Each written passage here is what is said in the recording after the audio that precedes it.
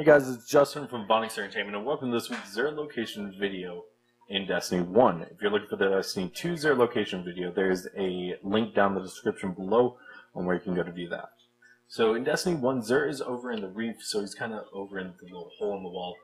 And Xur this week is selling for his Legacy engram a secondary weapon. So if you're missing any secondaries, that includes the Icebreaker and things like that from Year 1 or 2 that you would like to have in the Year 3 version, you can get it for 31 strange coins and then go over to the exotic wall in the tower and pick one up for, I believe, somewhere around 30 to 100 legendary moves.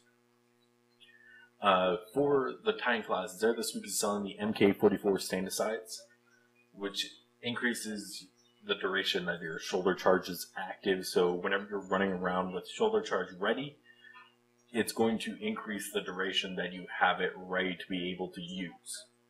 You also gain tighter turn radius while you are sprinting, meaning it's going to be a whole lot easier to hit people in the Crucible with this, and you're going to be running around, and you don't have to constantly stop and kind of try to start running again to have your shoulder charge ready. For the Hunter class, he's selling the Young Amakara Spine, which holds a dear place to me because it was my first ever exotic in Destiny 1. It increases your trip mine duration, which you can definitely see it. In the original, that's all it did, and it increased it so long that you could have 2 trip mines going at the same time. But the new version, it's not as long, but you do gain an additional trip mine, so you now have 2 that you can have out on the field at the same time.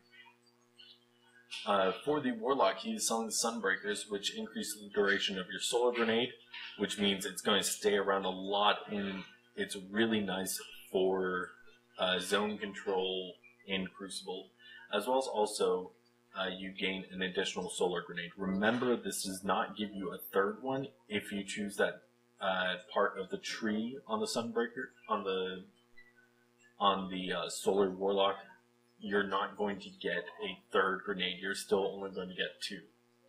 And then Xur this week is selling the Red Death, which each kill heals you and speeds up the time it takes to reload, and it's easier to wield while under fire, meaning you're not going to flinch as much. It's actually kind of funny because Xur is selling Red Death in Destiny 1, and he's selling the Crimson in Destiny 2, which is the hand cannon version of the Red Death. Xur's 2 weapon bundles of the week this week is the Bad Juju and Dragon's Bane, which honestly looks pretty cool in my opinion, and the Red Death and the White Witch, which I can actually show you right here. The Red Death and the White Witch turns it completely white, like it's has primer all over it, and then has these blood streaks coming out of it.